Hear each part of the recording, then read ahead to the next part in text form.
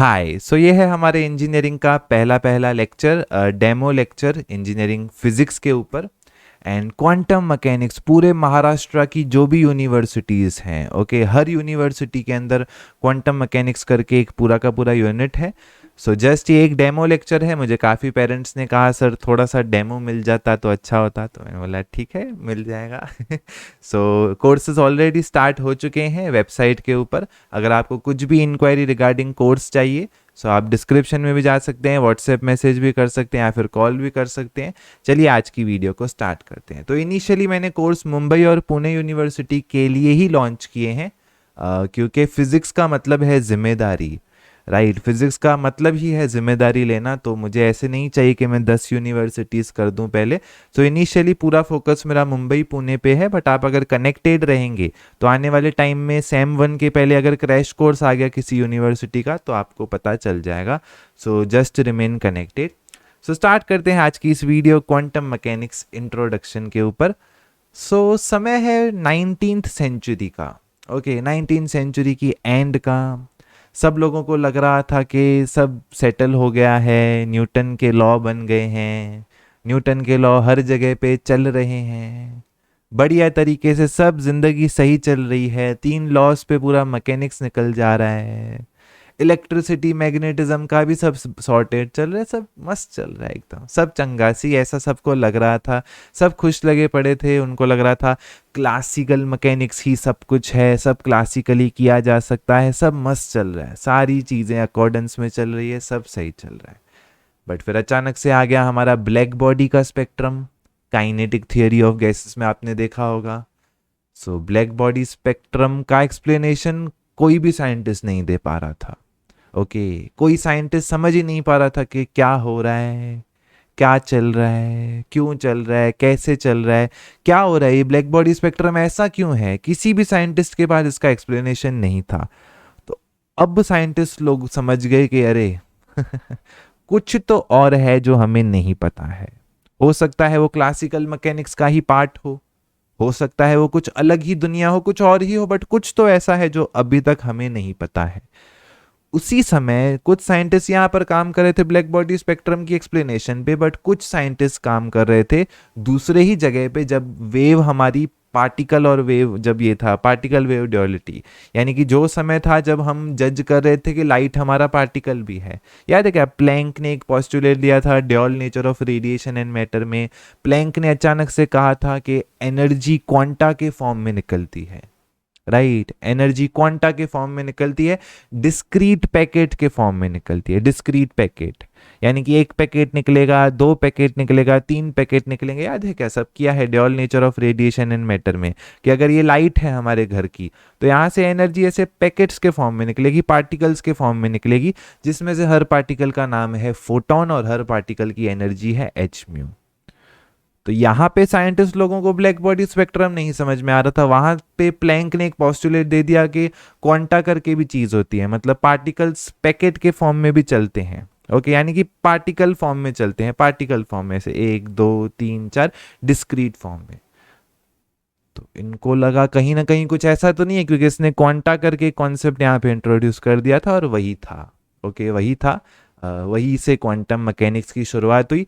तो जो ये प्लैंक का पोस्टुलेट था, ओके, एक एनर्जी रेडिएट होती है in the form of quanta, वहीं से शुरुआत होती है क्वांटम मैकेनिक्स की। वो जन्म है, वो एकदम फाउंडेशन है हमारे क्वांटम मैकेनिक्स की।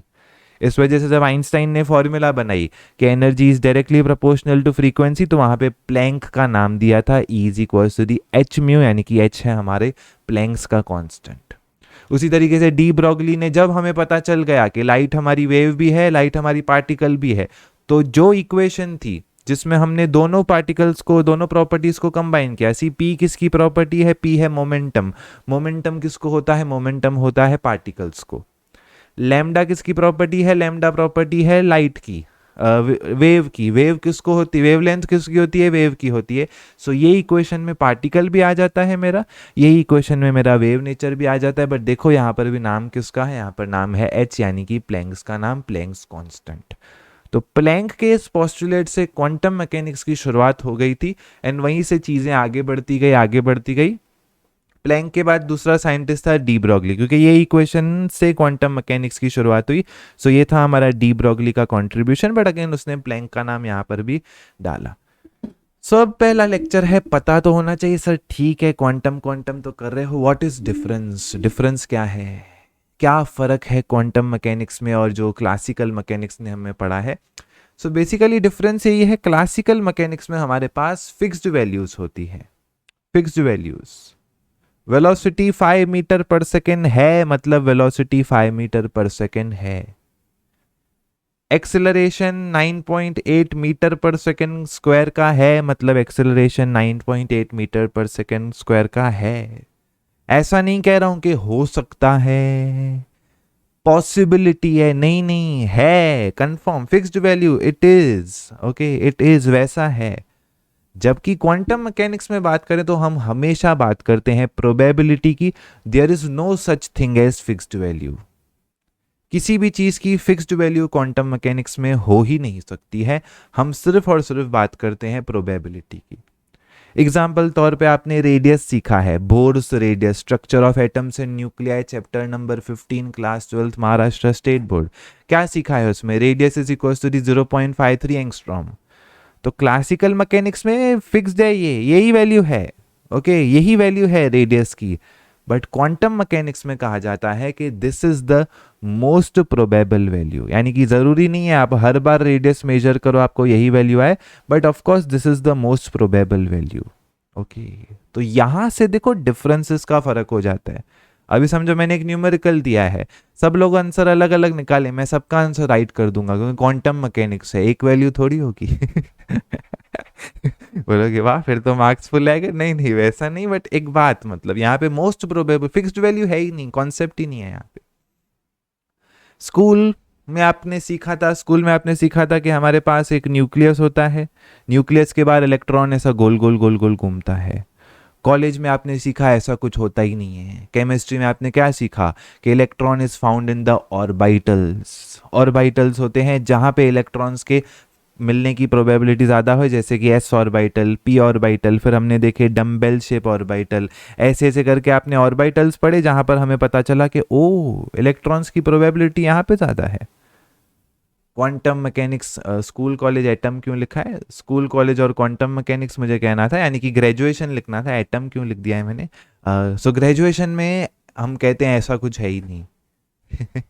ना ऐसे हम कह सकते हैं कि इलेक्ट्रॉन गोल में घूम रहा है, ना मैं कह सकता हूँ ऑर्बिटल में घूम रहा है। मैं सिर्फ और सिर्फ क्वांटम मैकेनिक्स में कहूंगा कि इलेक्ट्रॉन है, बस मुझे इतना पता है। कैसा घूम रहा है, क्या घूम रहा है, मुझे कुछ नहीं पता है, मुझे सिर्फ इतना पता है मेरा इलेक्ट्रॉन है, किधर है, क्या है, वो मेरा कंसर्न नहीं है। Okay, probability is equal to 1, पढ़ा है ना मैथमेटिक्स मैथ्स 2 में, प्रोबेबिलिटी इज 1, मतलब है, किधर है, कैसे है, कुछ नहीं पता है। सो देखो स्कूल में क्या पढ़ा, कॉलेज में क्या पढ़ा, अभी ग्रेजुएशन में क्या पढ़ रहे हैं। सो ये था पहला पहला डिफरेंस। वहाँ पे हम हमेशा फिक्स्ड वैल्यूज लेते हैं, जबकि यहाँ पे हमारे पास प्रोबेबिलिटी के टर्म्स में बात करना है। सेकेंड बात है, सब हम यहाँ पे क्वांटम मैकेनिक्स में हर चीज को कंसीडर करते हैं वेव। ओके, मास है किसी वेलोसिटी से चल रहा है, नहीं, ना ना ना, पॉइंट मास नहीं लेना है, क्वांटम मैकेनिक्स पढ़ रहे हैं, क्लासिकल मैकेनिक्स नहीं। मास की जगह कंसीडर करनी है उसी की वेव चल रही है। अरे बाप रे, पढ़ा था ना de Broglie hypothesis, wave particle duality, हर पार्टिकल के पास मोमेंटम है, हर पार्टिकल के पास साथ में वेवलेंथ भी है, तो हर एक चीज को हमको कंसीडर करना है वेव। इमेजिन करो दुनिया की हर चीजें तुमको वेव नजर आ रही हैं, अपने घर वालों में एक वेव देखो, अपने आसपास की चीजों, हर चीज में एक वेव देखनी है। अब कहने को तो इजी लग रहा है, चलिए क्या है सर, मोमेंटम में है P is equal to D M V, mass का वैल्यू डालो, वेलोसिटी का वैल्यू डालो, लैम्डा मिल गया, बात खत्म। आइए देखते हैं, अगर मेरा पार्टिकल एक वेव है उसकी पोजीशन कहाँ है फिर। अगर अगर मेरा पार्टिकल एक वेव है उसकी पोजीशन कहाँ है फिर, मतलब वेव क्या सीखा था क्लास 12th में, oscillation, superposition of waves, class 11 sound, क्या सीख के आए हैं हम 11 12th में, हमने सीखा है वेव इनफाइनाइट होती है, वेव चलती रहती है, प्रोग्रेसिव वेव हमेशा प्रोग्रेस करती रहती है, तो वेव तो कभी खत्म होने वाली नहीं है, तो मेरे पार्टिकल की लोकेशन कैसे पता चले। पॉइंट था तो मुझे इतना तो पता है, समझो ये कोई दुकान है, कम समझो ऐसे ही दुकान है, किसकी पान की दुकान है, पार्टिकल यहाँ पे रुका है तो मुझे पता है उधर रुका है। वेव कभी खत्म होती है क्या? नहीं नहीं, वेव तो प्रोग्रेसिव वेव कभी खत्म होगी ही नहीं। अरे बाप रे, तो क्या बोलूं, पार्टिकल किधर है, पान की दुकान पे है कि पड़ोस वाली दुकान पे, किधर, लोकेशन क्या बताऊंगा मैं? वेव प्रोग्रेसिव वेव है, कभी खत्म नहीं होती है। अरे देखो अलग ही प्रॉब्लम्स है यहाँ पे। तो बेसिकली यहाँ पर हम यूज करते हैं सुपर पोजिशन प्रिंसिपल, जो ऑलरेडी आप पढ़ चुके हैं। तो हम क्या कंसीडर करते हैं, हर एक पार्टिकल बहुत सारी वेव्स एमिट करता है, बहुत फ्रीक्वेंसीज की और वेलोसिटीज की। अब जैसे आप चल रहे हो, मुझे बताइए आप एक ही वेलोसिटी पे चलोगे क्या?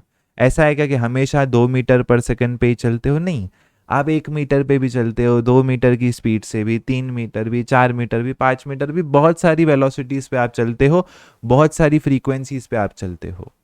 तो हम क्या ले लेते हैं, हम ले लेते हैं उसका रिजल्टेंट। क्या ले लेते हैं? रिजल्टेंट। समझो मैंने आपको ऑब्जर्व किया कि 365 डेज में आपने कितनी स्पीड चली है, 365 डेज में। सो 365 डेज में जितनी स्पीड से आप चले हो, मैं सब स्पीड्स कैलकुलेट करूंगा, सबको सुपर पोजिशन करूंगा, तो मुझे कुछ ऐसा डायग्राम मिल जाएगा जिसको हम कहते हैं वेव पैकेट। वेव पैकेट पे मेरा कोर्स के अंदर ऑलरेडी 15 मिनट का वीडियो है, बट यहाँ पे हम डेमो के सेंस में, इंट्रोडक्शन में ही घुस रहे हैं। सो बेसिकली अगर मैं आपका हर दिन ऑब्जर्व करूं, हर दिन हर वेलोसिटी ऑब्जर्व करूं, तो मुझे कुछ ऐसा नेचर आपका मिल जाएगा चलने का कि अच्छा ये ऐसा, ये बंदा इस वेलोसिटी से सबसे ज़्यादा चलता है, फिर इस वेलोसिटी से। तो ये बेसिकली क्या कर दिया, जो वेव मुझे पता नहीं थी कब ख़त्म होगी, राइट, प्रोग्रेसिव वेव थोड़ी हमें पता है कब ख़त्म होगी, मुझे अब पता चल गया कि चलिए ख़त्म तो हो गई, है ना, खत्म हो गई, मैंने लोकलाइज्ड कर दिया। अब मुझे यहाँ पे पोजीशन तो पता है। देखो अभी यहाँ पे अगर कोई मुझसे पूछे पोजीशन क्या है, तो अब मैं गर्व से कह सकता हूँ कि पार्टिकल मेरा इस पॉइंट के आसपास मिल सकता है, राइट, क्योंकि यहाँ पे इसकी प्रोबेबिलिटी बहुत ज़्यादा मुझे नज़र आ रही है, मैक्सिमम मुझे आंसर यहीं पे मिला है, राइट। तो ये कैसे मिला मुझे? जब मैंने बहुत सारी हज़ारों वेव्स को सुपरपोज किया, हज़ारों वेव्स जिनकी वेलोसिटी अलग है, फ्रीक्वेंसी अलग है, उनको सुपरपोज किया। आप बोलोगे क्या सर, क्या बात है, लोकेशन तो पता चल गई, बट अब मुझे बताइए वेवलेंथ का क्या हुआ? What about wavelength? Sir wavelength होगा ना, वेव है तो वेवलेंथ है। अरे ये 1000 वेव्स को मैंने सुपरपोज किया है, 1000 वेव्स को, 1000 वेव्स को सुपरपोज किया है, तो मुझे ये मिला। तो क्या अभी मेरे पास एक वेवलेंथ हो सकती है क्या यहाँ पे? नहीं हो सकती है। ओ सो यहीं पर आ जाता है हमारा हीजनबर्ग्स अनसर्टेनिटी प्रिंसिपल, जो आप ऑलरेडी 11th और 12th में गहराई में पढ़ चुके हो। बोलो पढ़ा है कि नहीं? सबने पढ़ा है। अब आपको एक्चुअल में समझेगा कि हीजनबर्ग क्या बोल के गया था। हीजनबर्ग बोल के गया था कि आप पोजीशन और मोमेंटम को साइमल्टेनियसली मेजर नहीं कर सकते हो, राइट। ऐसा ही कह के गया था ना कि दो चीज़ों को आप साइमल्टेनियसली मेजर नहीं कर सकते हो। अब देखो ऐसा उसने क्यों कहा था। समझो यहाँ पर मैंने क्या किया, यहाँ पर मैंने पोजीशन को मेजर कर दिया, है ना। अभी ये वाली वेव क्या हो गई, मैंने हज़ारों वेव को साथ में किया, सुपरपोज किया, मुझे एक वेव पैकेट मिल गया। वेव पैकेट मुझे छोटी सी एरिया में चला है, छोटी सी एरिया में मिला है, तो मुझे एक रेंज मिल गई पार्टिकल को। मैंने पोजीशन तो यहाँ पे फाइंड कर ली। अगर मैंने यहाँ पे पोजीशन फाइंड कर दी, मुझे बताइए लैम्डा का क्या करूँ? अभी लैम्डा मेरे हाथ से निकल गया। लैम्डा थोड़ी 1000 वेव्स का मैं क्या एक सिंगल वेवलेंथ फाइंड करूँ, ऐसा थोड़ी होता है। तो basically P is equal to क्या हो जाएगा, देन एच बाय लैम्डा। अगर ये मेरे हाथ से निकल गया तो देखो मोमेंटम मेरे हाथ से निकल गया। तो अगर मैं डिस्प्लेसमेंट मेजर कर रहा हूँ तो मोमेंटम मेरे हाथ से निकल गया है, ये मेजर किया तो वो अनसर्टेन हो गया। उसी तरीके से अगर मैं ये सब चीज़ें लूँ ही नहीं, मैं पूरी वेव लूँ, अभी एक सिंगल वेव है, सिंगल वेव है, इसकी सिंगल वेलोसिटी है, इसकी सिंगल फ्रीक्वेंसी है, इसकी सिंगल वेवलेंथ है। सो लैम्डा यहाँ पे मैंने मेजर कर दिया, है ना, लैम्डा मेरे हाथ में है। बट अगर लैम्डा मेरे हाथ में है तो क्या अब मैं डिस्प्लेसमेंट बता सकता हूँ? क्या आंसर है नहीं बता सकता हूँ। किधर बोलूँ, क्या बोलूँ? पार्टिकल मेरा इधर बैठा है, पार्टिकल मेरा यहाँ बैठा है, किधर, कहाँ बोलूँ? सब तो वेव ही है और एक ही पार्टिकल की वेव है, क्या बोलूँ? पार्टिकल कहाँ पे है मेरा? सो अगर लैम्डा मेरे हाथ में है तो डेल्टा एक्स मेरे हाथों से यहाँ से बाहर निकल गया। और यही है the famous Heisenberg's uncertainty principle. And यहीं से फिर क्वांटम मैकेनिक्स और डिटेल में चलते जाता है। एंड यहीं से क्वांटम मैकेनिक्स पूरा का पूरा आपका मैथमेटिकल अप्रोच में आ जाता है। ओके क्योंकि maths is the language of physics, engineering में अप्लाइड फिजिक्स है। What is meaning of the word applied physics? मतलब अप्लाई करना है, अप्लाई करना है तो मतलब मैथ्स है। तो अभी इसके बाद की जो स्लाइड्स हैं उसमें मतलब ऐसा है 20-20 पेज की डेरिवेशन है, 20-20 स्लाइड्स की डेरिवेशन है, जो कि डेमो के लिए ओवरलोड हो जाएगा। So that was all about this video. Course launch already हो चुका है, क्वांटम मैकेनिक्स के सेशंस ऑलरेडी 4-5 अपलोड हो चुके हैं। सो बेसिकली आपको ज्वाइन होने के बाद व्हाट्सएप ग्रुप में ज्वाइन कर देंगे, जहाँ पर आपको पूरा टाइम टेबल मिल जाएगा वीकली बेसिस पे। एंड आपको जब मन करे, हफ्ते के एंड में मन करे तब देखनी है वीडियोस, शुरू में मन करे शुरू में देखो, रोज़ एक एक देखनी है रोज़ एक एक देखो, जैसा आपको मन करे आप देख सकते हैं। डिस्क्रिप्शन में सारी डिटेल्स गिवन है। बिलीव मी, प्राइस अभी के लिए सिर्फ 999 है, उसके बाद जीएसटी एप्लीकेबल होगा, जीएसटी 18% होता है। सो थोड़ा सा आप संभाल लें। Wish you all the very best. I hope quantum mechanics आपको थोड़ा सा ऐसे लगा होगा कि ओह कुछ तो चीज़ें, क्योंकि देखो कितना वेरिएशंस आ गया विद इन फ्यू मिनट्स की वीडियो में। ओके, एंड हीजनबर्ग्स अनसर्टेनिटी प्रिंसिपल मुझे लगता है अभी समझा होगा कि एक्चुअली क्या है। मुझे नहीं लगता है 11th-12th में आपको इतना गहराई में पता था। तो ऐसे ही बहुत हज़ारों कॉन्सेप्ट्स और बाकी हैं। सो ठीक है, wish you all the very best, see you in the next video.